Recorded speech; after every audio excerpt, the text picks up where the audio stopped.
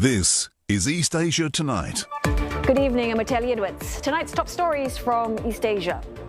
At least 270 dead and more than 1,500 missing, about half of them foreigners, after devastating floods swept through the Nepal-China border.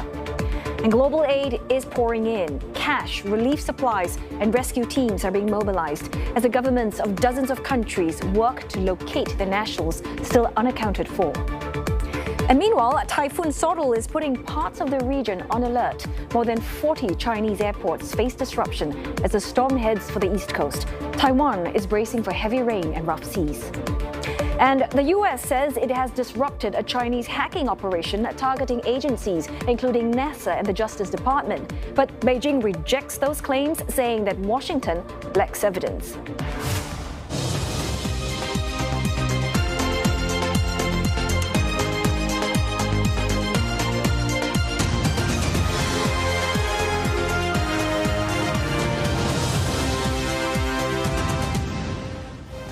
Also ahead, 10 typhoons in a span of months, leaving a trail of destruction in their wake. For farmers in southern China, extreme weather is wiping out crops and livelihoods. We look at the rising cost of survival. And Yayoi Kusuma, dubbed Japan's polka dot queen, has died at 97. She transformed hallucinations and a lifelong struggle with mental health into hypnotic dots, pumpkins and infinity runes, cementing her place as one of Japan's most iconic artists.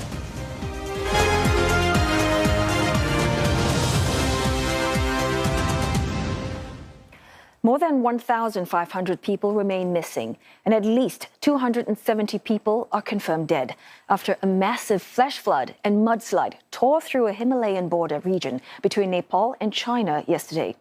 China's foreign ministry says close to 100 Chinese nationals remain missing on Nepal's side. China's embassy also says that it is seeking further verification from Nepali authorities on the situation, as both sides coordinate emergency supplies and cash assistance for Nepal. Now, Nepalese authorities, meanwhile, said that around 25 Chinese workers have been located, but provided no further details. And on the Tibetan side, Chinese Premier Li Qiang is now on the ground to oversee rescue efforts. More than 500 people remain missing, including 260 foreigners. Chinese officials say they include tourists, pilgrims, and other individuals. Now, Gyirong Port, a key gateway for trade and travel between China and Nepal, is among the areas that are badly hit. Roads, communications, and power links were severed, hampering rescue efforts. And we've got CNA senior correspondent Han Guan joining us now live from Shanghai with more on China's response to the situation. Now, Guan, tell us more about the Chinese authorities on the ground handling the disaster now as we speak. What's being done to help those affected? Well, the clearest sign of how seriously Beijing is treating this is that, you mentioned Premier Li Qiang is now on the ground. He arrived this afternoon on President Xi Jinping's instructions to oversee rescue and relief work and to visit rescuers and displaced residents. Now, his presence really matters here in the Chinese system. The Premier is the country's #2 official and heads the State Council. So for Li Qiang to be there while the rescue is still unfolding signals that Beijing sees this as a very major national emergency requiring direct central government oversight. And there is a broader point here as well. Xizang, also known internationally as Tibet, is a politically sensitive border region. And in places like these, disaster response can become a test of whether the central government is seen to be present and capable of protecting the people. And that is indeed being matched by a broad mobilization we are seeing on the ground. Xizang has activated its highest level emergency response. Specialist rescue and engineering teams have been sent in. Residents around Gyirong Port has been evacuated. Emergency power and relief supplies brought into the affected area.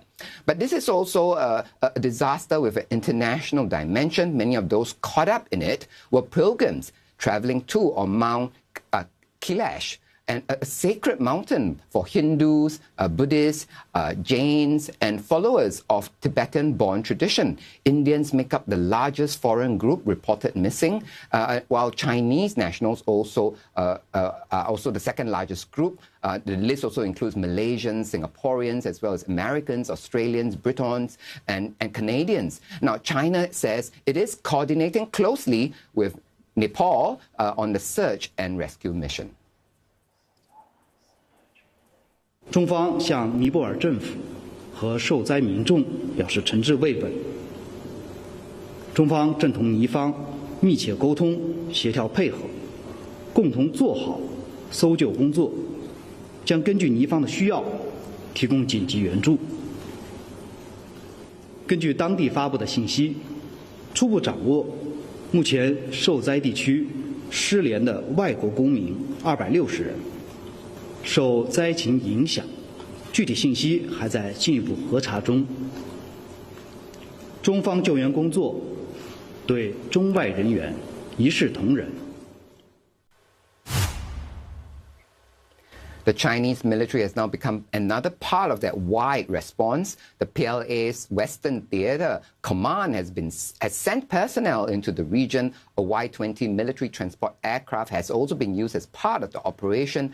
The Defense Ministry says the military is actively supporting rescue efforts. 我们向受灾群众表示诚挚慰问。关于说的具体情况，我目前有些还不掌握，但我们正在全力组织道路抢通、人员搜救、伤员转运及次生灾害隐患排查等工作，坚决守护好人民群众生命财产安全。 The challenge now really is not just simply manpower, it is access. This is a remote, high-altitude region. Roads have been damaged, terrain is unstable, and some of the very places rescuers need to reach may still be quite dangerous, which brings us to another concern, not just what has already happened, but what could happen next. Otelli? And if you could just dive deeper into that, I mean, disaster of such magnitude naturally would have, complications to rescue efforts. What more do we know about this? Well, this is where the situation gets really complicated. The authorities say a barrier lake has formed upstream of Gyirong Port. Now, what does that mean? Essentially, the mud and debris have blocked the river. Water is building up behind that blockage. And if that natural dam suddenly gives way, all that water could rush downstream all at once. That could mean another flood. And that's another reason why authorities are taking this so seriously, because a similar buildup of water behind debris may have played a role in the first disaster in itself in the first place. So satellite imagery cited in reporting suggests that debris may have blocked the river upstream before the initial flood. That is still being investigated, but it shows why this new barrier lake is such a concern. Chinese state media says the landslide itself has not expanded, but the barrier lake has been getting bigger. So teams are watching it very closely. They're using drones, satellite equipment, 3D scanning technology to assess whether the blockage and the terrain around it and that whether it directly affects the rescue. Because if there's a risk of another sudden surge of water, authorities have to make a very difficult call. How far do you send the rescuers in? And are some areas simply too dangerous to enter? And this really is a race on two fronts to find those missing and to make sure the rescuers themselves do not become victims of a second disaster. Otelli? Oh, certainly lots of challenges ahead. Well, thanks for keeping close track of this developing story. CNA senior correspondent Tanya Guan reporting live from Shanghai. Well, meantime, South Korea has dispatched a rapid response team to Nepal with 9 of its nationals among those missing. Foreign Minister Cho Hyun, in a conversation with his Nepali counterpart today, asked the Nepalese government to provide support search and rescue efforts. Well, Seoul is also providing $1 million in aid for relief and recovery. Our CNA senior correspondent Lim Yun-suk has this report. An 11-member team from South Korea's foreign ministry, police, and fire authorities has been sent to Nepal to help locate the missing Koreans. The 9 missing Koreans were working on a hydropower project in Nepal involving Korea Southeast Power and Tucson Inability when the flood hit. 10 other Tucson Inability-affiliated workers were reportedly stranded nearby but are said to be safe. Before departing for Nepal on Thursday afternoon, the head of the Rapid Response Team, Im Sang-woo, spoke to reporters. 네팔 현지에서 우리 국민들에 대한 신속하고 안전한 수색과 구조 활동이 이루어질 수 있도록 최선을 다하겠습니다. The foreign ministry says the team's priority is to locate the missing Koreans.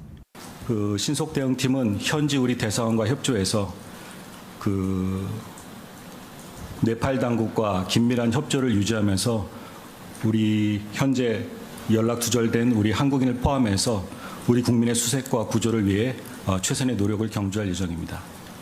Meanwhile, President Lee Jae-myung ordered officials to mobilize every available resource to prioritize the safety of missing citizens, coordinate closely with Nepali authorities, and support the families of those missing. He postponed his scheduled meetings on Thursday to chair an emergency session on the disaster. A scheduled luncheon with ruling party members on Friday has also been postponed as the government focuses on the response. Im Yeon-seok, CNA, Seoul. Well, countries and organizations around the world have also sent cash and supplies and provided other assistance to Nepal. China's ambassador to Nepal said in the post on X that China has coordinated emergency supplies and cash assistance to the country. India's foreign ministry says it has sent 10 metric tons of supplies, including temporary shelters, solar lamps, and medicines. The WHO said that it has dispatched essential emergency medical supplies, including medicines and multi-purpose tents. Now, several countries seeking information on their missing citizens. Japan's foreign minister said that it has set up an on-site response headquarters in Nepal and a response office in Japan, and have also started taking immediate action. Its embassy in Nepal has requested for a search to locate 5 of its citizens it was unable to contact. Australian Foreign Minister Penny Wong said that information on its missing citizens was, quote, very limited. And she added that it is cooperating with Nepali authorities to ascertain if more Australians are missing. At least 34 Australians have been reported missing. I'm sure there are many Australians who are very concerned about friends or family who may be in this region. I would say to you at this stage, access and information are very limited given the scale of disaster. We will do our best to ascertain whatever information we can. Now, Singapore Prime Minister Lawrence Wong has sent his condolences to the families and individuals affected by floods along the Nepal-China border. He expressed deep sadness over the loss of lives and devastation caused by the flooding. In a social media post, he said that Singapore's Foreign Affairs Ministry is in touch with the respective authorities to offer consular assistance to affected Singaporeans. He added that his thoughts are with the people of both nations and the emergency personnel working on rescue and recovery efforts. Coming up next on East Asia Tonight, as the Himalayan region reels from deadly floods linked to a glacier collapse, what does this mean for communities living beneath a warming, increasingly unstable icy landscape? Well, glaciologist Simon Cook joins us after the break to unpack the growing risks.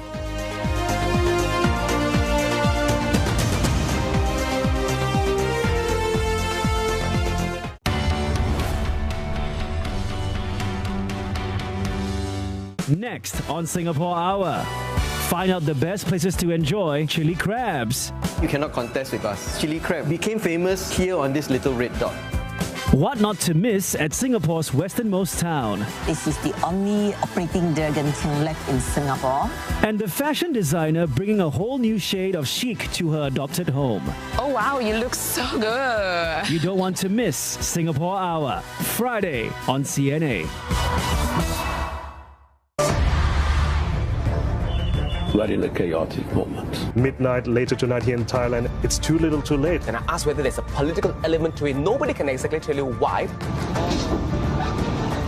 Look, things are never perfect when you're engaged in politics. Each one doing what each one wants. So what's the United Nations doing amidst this world of supreme chaos? We're pushing for answers every night on Asia Tonight.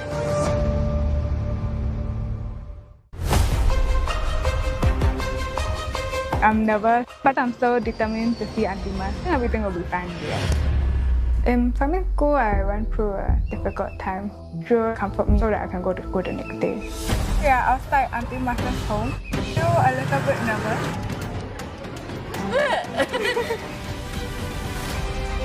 Finding Auntie, Saturday on CNA.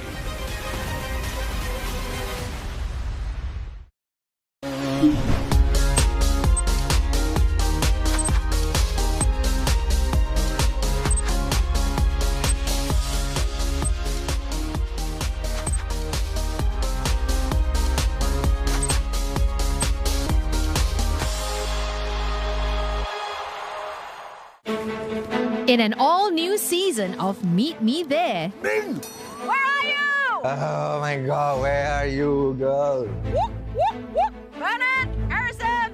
A killer cast. Yeah, my sister. No, what? Higher stakes. We're running out of time, bro. 8 hours. No communication. If I don't find her in 5 hours, I will start to panic. Please share location. I give you $20. Bye, Bjorn. She's blocked.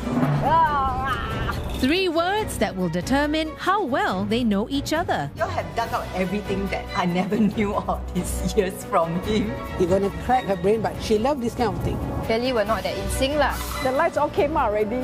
Oh, sister, can you find me? I will find you, sister. Meet me there. Meet me there. The search is on. Watch Meet Me There on demand at cna.asia.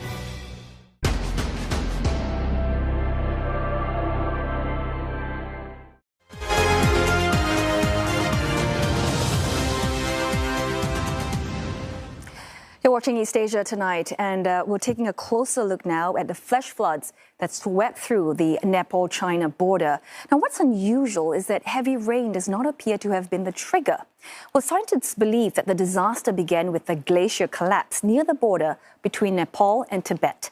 Satellite analysts also indicate that the lower part of a glacier broke away at about 5,200 meters, plunging roughly 1,200 meters onto the valley floor. And as the ice came down, it picked up rock, sediment, and other debris, transforming into a fast-moving mass. Now, one of the first places hit was a Gyirong Port on the Tibetan side of the border. This heart-stopping video captured by a surveillance camera. People trying to outrun the massive wave of mud and debris. But within seconds, a building collapsed and vehicles were buried.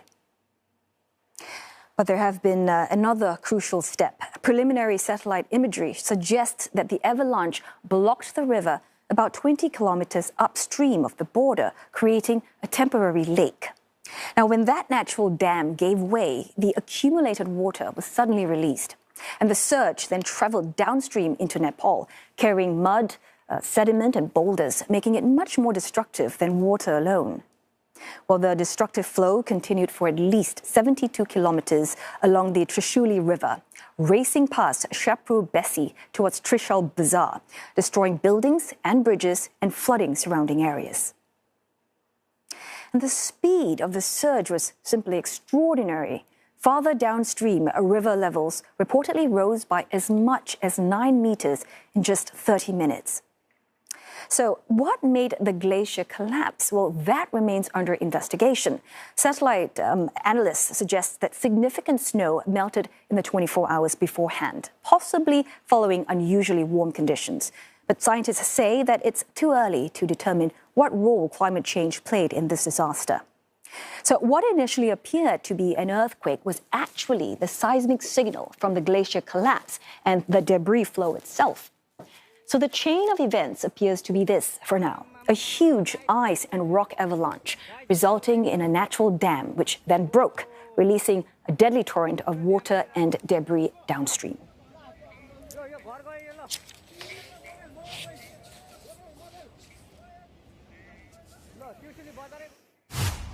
Lots to unpack here. So let's bring in Simon Cook, Senior Lecturer in Environmental Sciences, University of Dundee. Well, thanks for joining us all the way from Scotland, Dr. Cook. Good to have you here.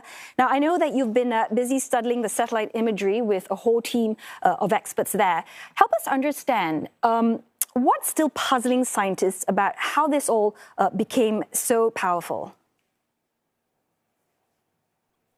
Yeah, I mean, there are lots of things that are really uncertain. So we're very confident that we've seen in the satellite images that there's a part of a glacier that has collapsed, and as you said in your introduction, it's fallen 1,200-1,300 meters into the valley below, and then it's led to this cascading effect of picking up debris and other water and ice and causing this huge flood.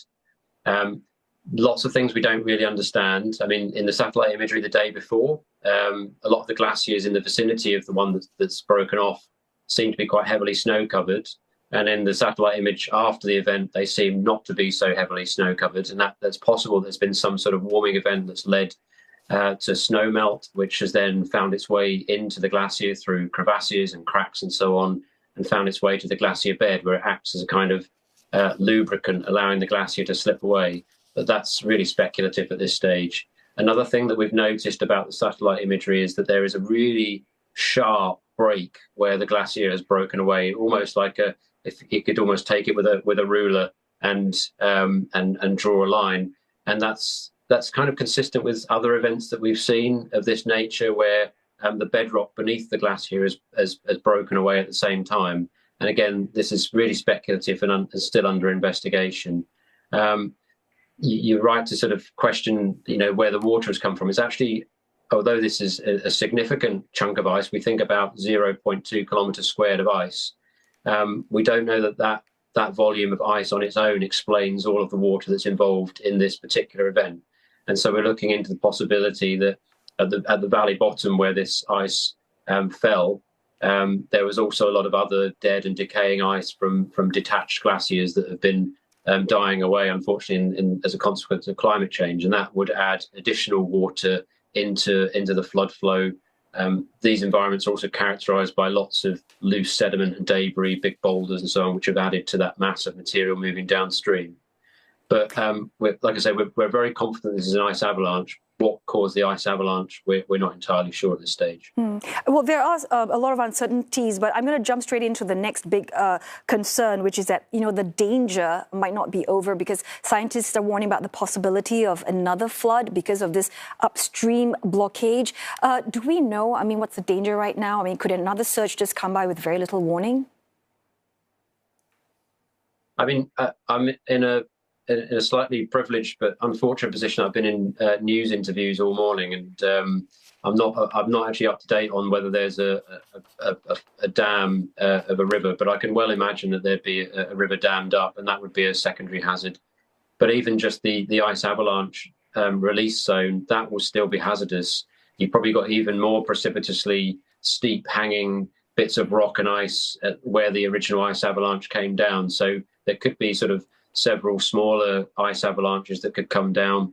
The other thing is that, as you're seeing in a lot of this video footage, this torrent of water was barreling down a river valley, and that will have undercut some of the valley slopes. So there's also the possibility you get a lot of secondary landsliding taking place as well, which will also endanger rescue efforts. Not to mention, just as you're showing in the images right now, just the huge amounts of mud everywhere, which will be incredibly difficult and even dangerous to conduct a rescue effort in. And help us understand, why is it that we can't really predict these events, the unstable glaciers, the dangerous lakes? Using all these satellites, why is it that communities are still being caught by surprise? The problem is, it's a bit like looking for a needle in a haystack, and a lot of glaciers, on the surface of things, they look kind of similar to at least to a glaciologist like me. They're often steep, they often have crevasses, they're in cold but warming environments. There could be thousands and thousands of glaciers that could potentially be at risk of letting go of an ice avalanche in any one mountain region. And it's very difficult to predict with any certainty which of those would be most dangerous. And even in this particular I mean, this is kind of exemplified in this particular case where we've got eyewitness footage, we've got satellite data, we've got incoming seismic data, perhaps meteorological data, and we still don't really know what the root cause of this particular event is, and that won't be determined, I don't think, for the days and weeks to come. And there'll be several different scientific teams working on that, but I dare say that there'll be some disagreement amongst scientists about what the actual trigger was or what the preconditioning factors were in this particular event. But what we can say to some extent is that climate change will have made this sort of event more likely. We can't make a direct causation there. We can't say definitely that climate change has had a role in this particular event, but climate change has a destabilizing effect on these sorts of environments. Lots of snow melt, glaciers shrinking and melting away, lots of the permafrost, this sort of frozen ground high up in mountain environments, will be warming and thawing away and degrading, which means you're going to have more landslides and debris flows. So, climate change is likely to have made this a much more likely event. So with the Himalayas getting warmer, then events like this, you think it's likely going to become more frequent? And are there potentially also hundreds of other valleys where a similar chain reaction could happen? I think the short answer is unfortunately yes. I think this is becoming more likely, and we've seen other similar events in the Himalaya and around the world in recent years. So in 2021, and in the Uttarakhand region of India, in the Indian Himalaya, there was the Chamoli disaster, which a very similar sort of event, ice and rock avalanche, fell about 1,800 meters into the valley below and caused a torrent which destroyed 2 hydropower stations and killed about 200 people. I can look a bit closer to my home here in Europe. We had last year in the Swiss Alps, the village of Blatten was completely buried by a glacier collapse there. We could go back a couple of years before that in 2022 in the Italian Dolomites, the Italian Alps, where part of the Marmolada Glacier broke off and killed a climbing group. And so lots of similar events, and they seem to be coming in fairly regular frequency in recent years. And I suspect that is going to continue in the years to come, unfortunately, in a warming world. All right, thanks for helping us make sense of all of this. Really appreciate your time and thoughts. Dr. Simon Cook, Senior Lecturer in Environmental Sciences, University of Dundee. Well, still plenty to come on East Asia tonight. The desperate search continues after deadly floods and mudslides hit the border of Nepal and Tibet. Our correspondent is standing by in Kathmandu with more updates on the rescue efforts. Plus, Typhoon Saudel puts the region on alert, disrupting flights in China and bringing heavy rain and rough seas to Taiwan.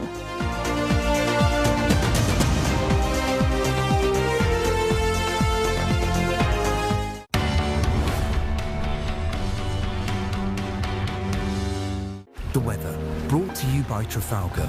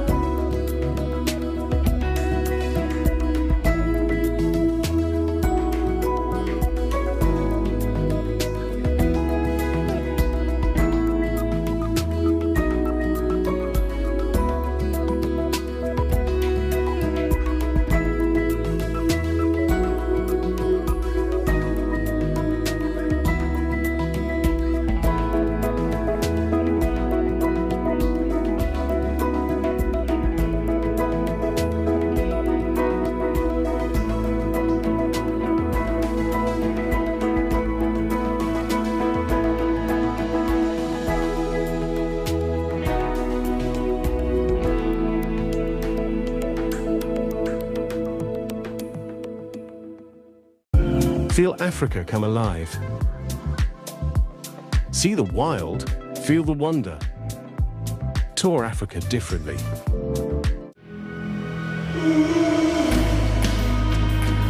Biodiversity is booming, which is inviting for some local foragers and farmers who embrace edible wildlife. We're the largest organic banana grower in Singapore. This is jam. Amazing. Yeah. So the mulberries are from the garden. No, that's delicious.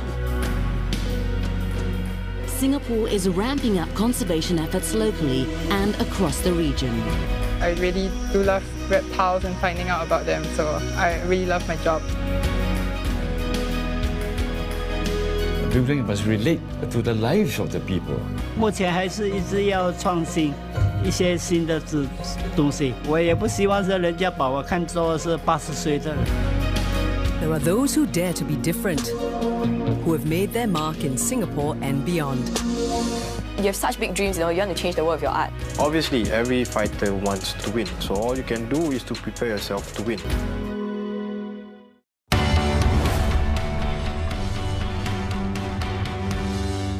CNA 938.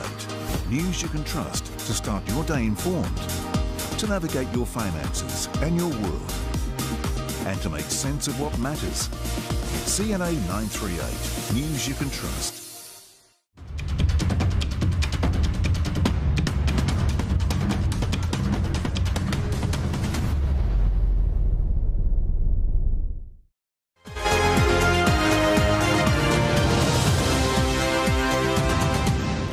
You're watching East Asia Tonight, and here are the headlines we're following. At least 270 dead and more than 1,500 missing, about half of them foreigners, after devastating floods swept through the Nepal-Tibet border. A global aid is pouring in. Cash, relief supplies and rescue teams are being mobilized as the governments of dozens of countries work to locate the nationals still unaccounted for. Meanwhile, Typhoon Saudel is putting parts of the region on alert. More than 40 Chinese airports face disruption as the storm heads for the east coast. Taiwan is bracing for heavy rain and rough seas. Taiwan's weather agency has reported waves of at least 2 meters lashing the island's northern and eastern coast. Well, the island has issued a sea warning and cautioned that low-lying coastal areas could experience flooding, especially if the high tide coincides with heavy rainfall. The typhoon is forecast to pass Taiwan's north before making landfall between China's Zhejiang and Fujian province. And it is expected to make landfall as early as tonight, local time, and bring heavy torrential rains. Data from aviation information platform Veriflight has suggested that Saudel could affect operations at as many as 43 airports in and around the two provinces. Authorities in Zhejiang and Fujian have implemented emergency protocols. Now, ferry services have also been suspended and ships told to come back to port. Some schools also instructed to delay the opening of the academic year. A heavy rain has battered parts of central Japan, triggering floods and landslides. The Japan Met Agency has issued its highest level emergency warning. A level 5 emergency warning is in place for 5 municipalities in Ishikawa and Toyama prefectures. Around 180,000 people have been urged to take immediate safety measures. Record rainfall has sent rivers over their banks, flooded homes and triggered landslides. More than 350 millimeters fell in Hime City in Toyama in a span of just 24 hours, while Hakui in Ishikawa recorded a similar amount. Now, Japan's weather agency has warned of unprecedented rainfall, urging people to move to higher ground to protect their lives. Heavy rain is expected to continue intermittently through Friday. Officials warned the emergency alert could be expanded to even more areas. Some 1,000 people have been reported missing after catastrophic floods and mudslides struck the border of Nepal and China's Tibet. Now, Nepal police says that the death toll has risen to at least 270 people. Thousands of military personnel have been mobilized in search and rescue operations. An army spokesperson says that Nepal has rescued more than 100 people from flood-hit areas using helicopters. Now, Nepal authorities have also located around 100 missing Indian visitors and 25 Chinese workers. They say that dozens of bridges and extensive roads are destroyed, complicating search efforts. Also a reminder that more than 1,500 people remain missing. Now, Nepal's disaster agency earlier reported that more than 800 people remain uncontactable. Among them, hundreds of foreigners, with the majority from neighboring India. 9 South Koreans and 5 Japanese citizens are also unreachable. Malaysia says it has lost contact with more than 50 citizens. And now we've got Rebecca Bundhun. She is tracking developments for CNA and she joins us live from Kathmandu. Rebecca, help us understand a little bit more about the picture on the ground. How are rescue efforts progressing?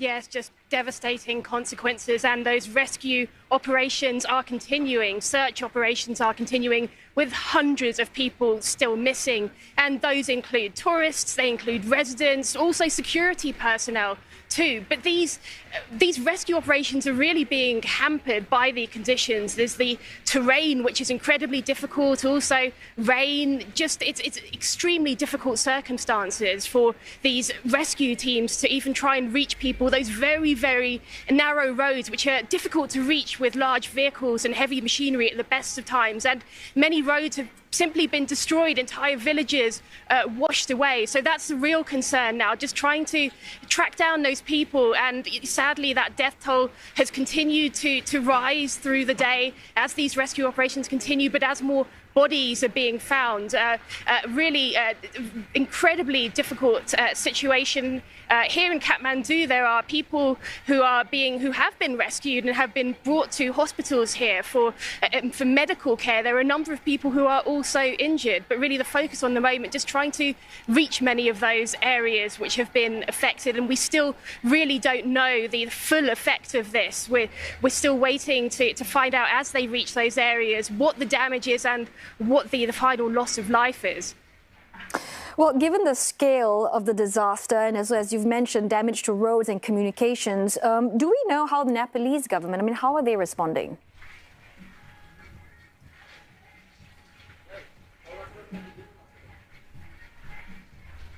Yes, well, a huge response from the government. The Prime Minister has been holding high-level meetings, has been holding meetings with everyone that has to be involved in these efforts, which is all hands on deck, really. It's such an enormous disaster that the country is dealing with. Nepal's Prime Minister has also been visiting some of the flood-affected areas. Really, the focus now is on trying to deploy those teams, try to work out how to get to those areas and also how to restore some of that infrastructure. There's been a huge amount of damage to be able to get to some of those places. So there are just ongoing efforts that are continuing. The government has been just working flat out alongside the army, NGOs and so on, just everybody really trying to help as this situation continues. And Rebecca, on top of the search and rescue efforts, we've got some numbers here. India saying that some 200 of its nationals are stranded on the Chinese side of the border. Another 280 plus are uncontactable. In terms of trying to locate the missing, what are the authorities doing?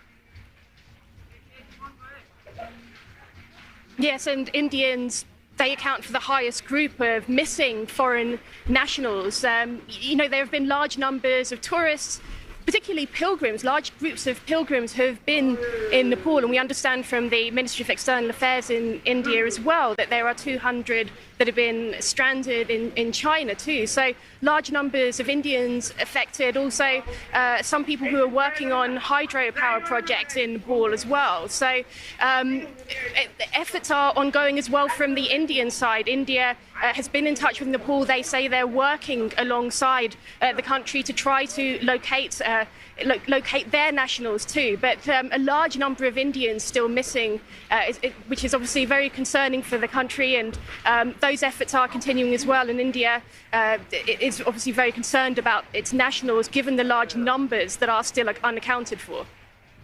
Well, thanks for all those updates on the Himalayan disaster. Rebecca Bundhun there reporting for CNA live in Kathmandu.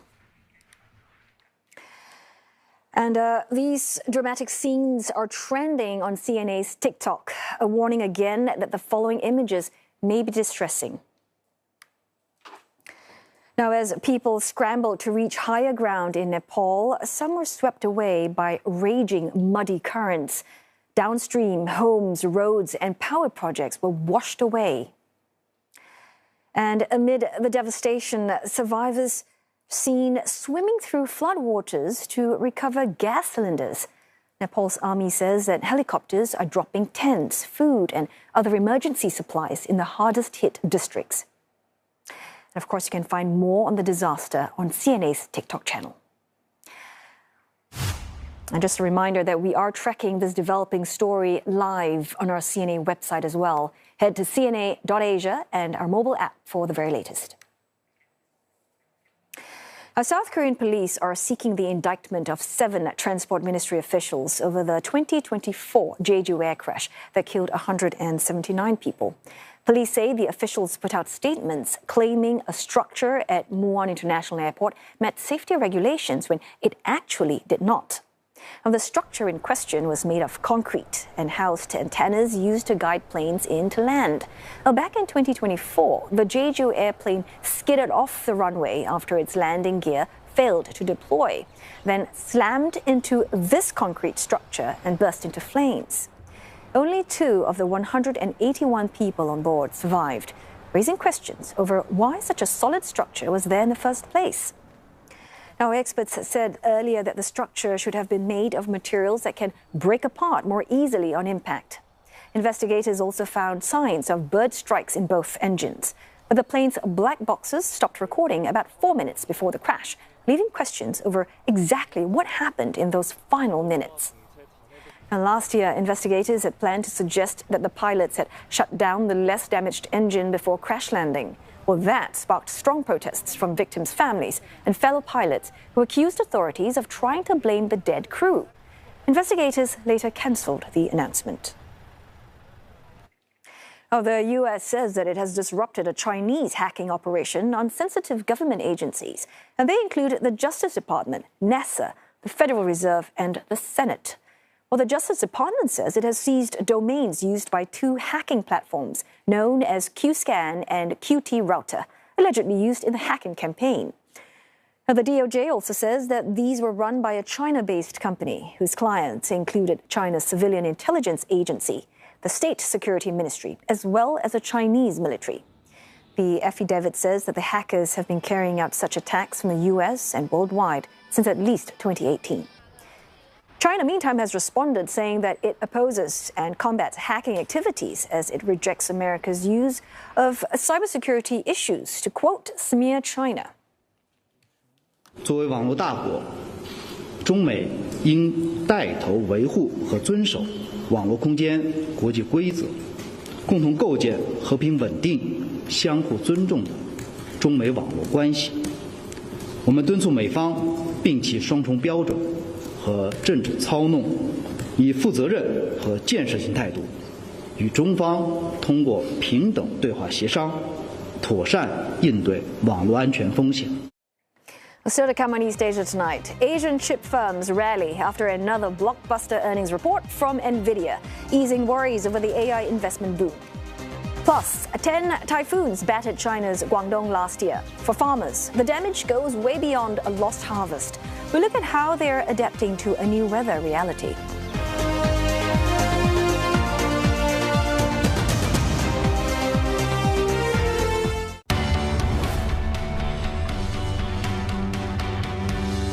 Saturday on Japan Hour, our cyclist Mike rides 350 kilometres through the Bosso Peninsula, following the Tone River to a sacred procession.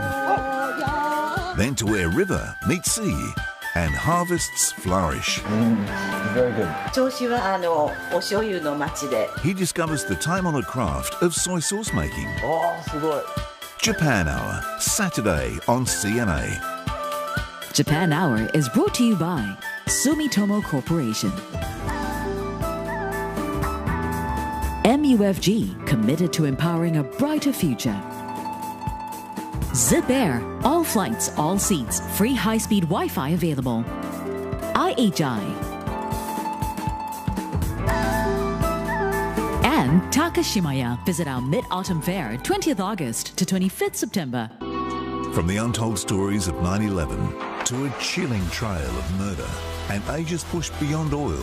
Uncover the powerful stories reshaping our world this September on CNA. I thought I was going to die. 25 years after 9/11, unravel the story of those trapped inside. Windows on the World, the iconic restaurant on the top floors of the World Trade Center's North Tower. People were in the building. We had to race to get them out. Accused of poisoning the victims with cyanide, Death Loans traces the deadly trail behind one of Thailand's most shocking murder cases. Everyone was confused. How could this woman be a killer? Across South and Southeast Asia, communities are pioneering a life without oil, using solar, biogas, electric vehicles and local alternatives to build a cleaner, more resilient future. Part of the inspiration is really the rising fuel costs. This September on CNA. Next on Singapore Hour, find out the best places to enjoy chili crabs. You cannot contest with us. Chili crab became famous here on this little red dot. What not to miss at Singapore's westernmost town. This is the only operating Dragon King left in Singapore. And the fashion designer bringing a whole new shade of chic to her adopted home. Oh wow, you look so good. You don't want to miss Singapore Hour, Friday on CNA. A more personal style of diplomacy. President Prabowo, who is more on-hand, a charming person in terms of he's a polyglot. Solan presents himself as a very pragmatic leader. He doesn't really put a lot of thinking about ideological orthodoxy. Shehbaz Sharif has been very forthright and proactive in foreign policy. Can this new style of international relations yield returns where it matters most? Wednesday on CNA.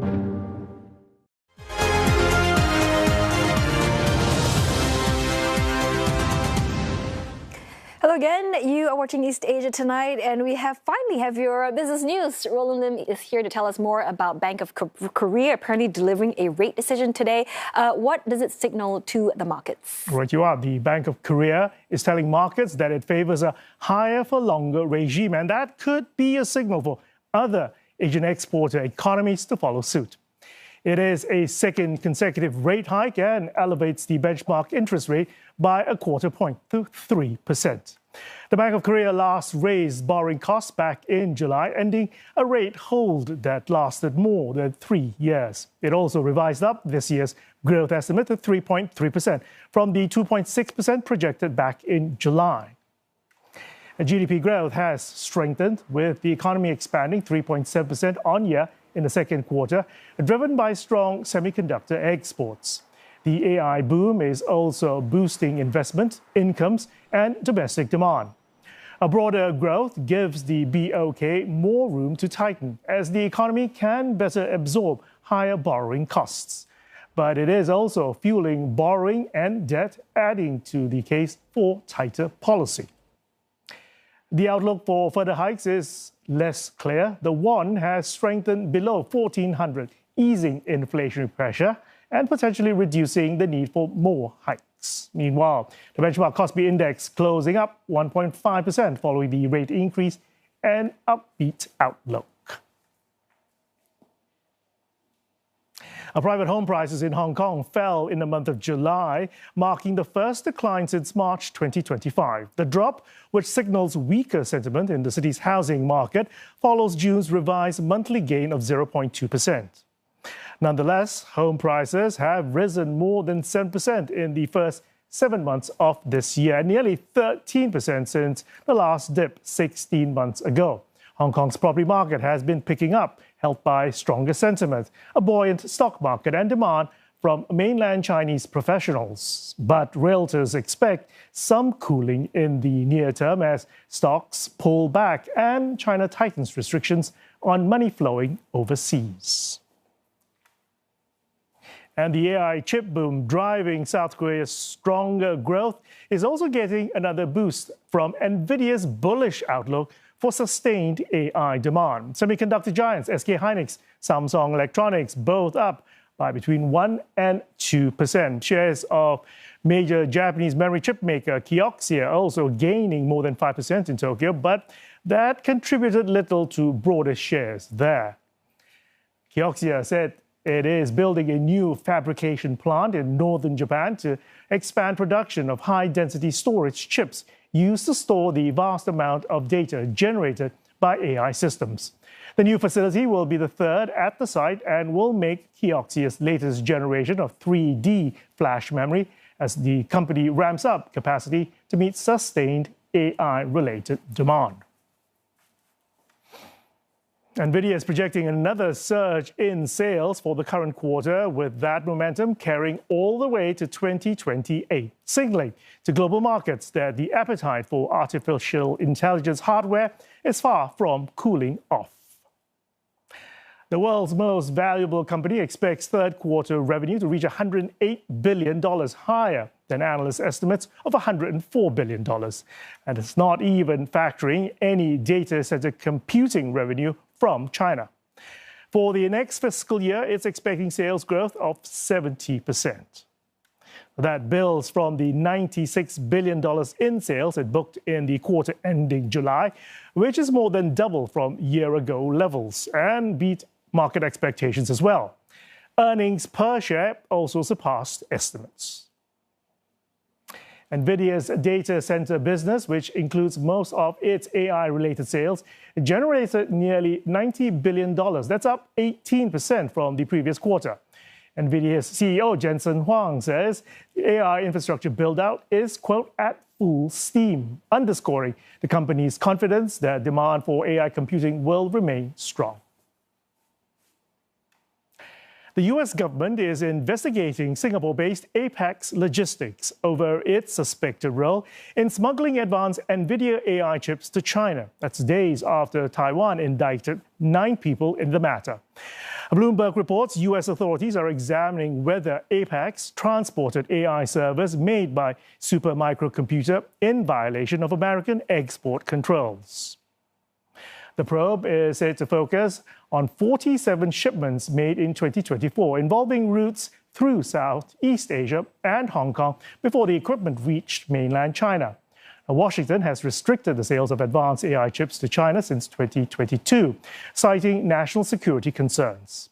APAC says that it is aware of U.S. concerns over a small number of shipments that may ultimately have been sent to prohibited locations. The company says it's cooperating fully with the investigation and is committed to complying with relevant regulations. Now, its parent company, Swiss Kuehne+Nagel, says that it has not itself been contacted by U.S. authorities. Now, neither NVIDIA nor Supermicro has been accused of wrongdoing. And that is your business update. Natalie. Thanks so very much, Roland. Now, farming communities in Guangdong still feel the impact of 10 typhoons that hit the province last year. CNA's Deborah Wong, in the first of our two-part series, looks at how extreme weather is affecting farmers in the manufacturing powerhouse. Maoming is the world's largest longan producer. In fact, the city produced a historic 550 tons of longan last year, and the entire industry is now worth over US $1.2 billion.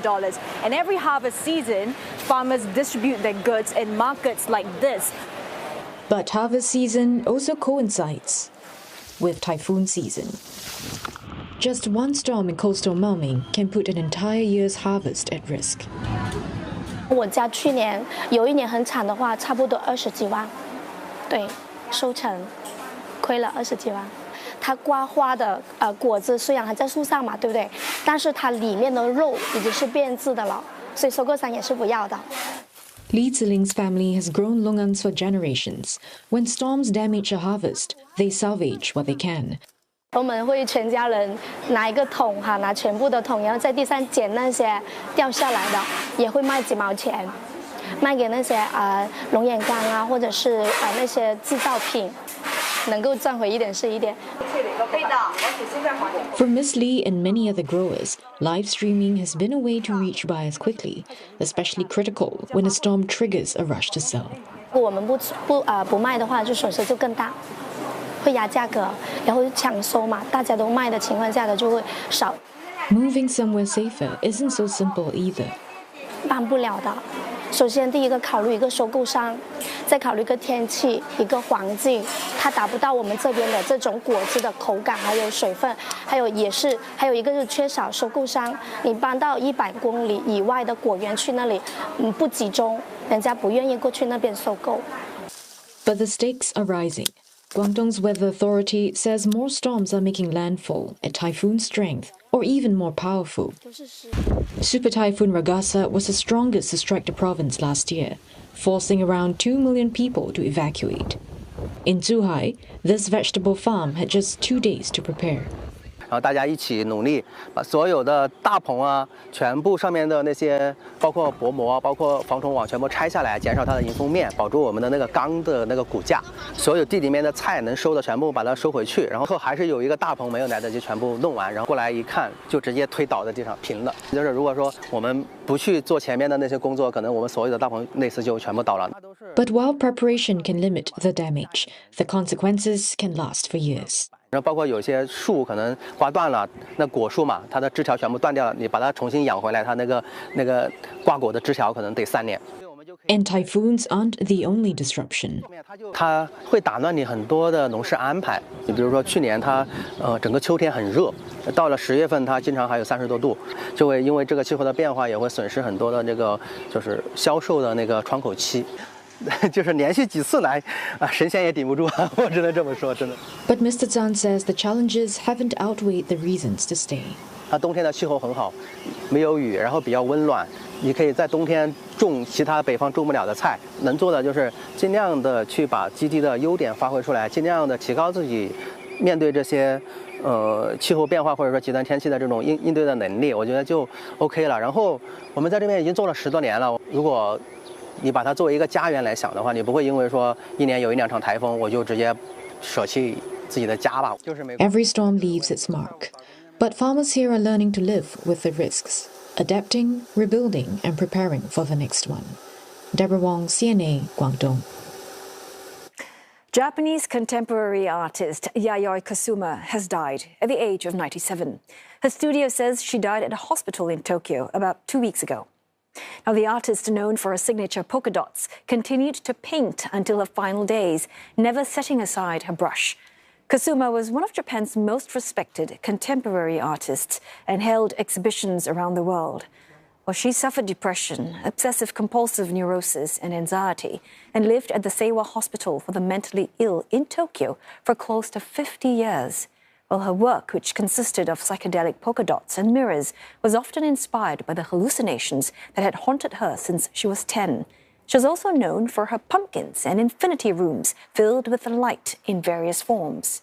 Ms. Kusuma's work fetched some of the highest prices for living female artists.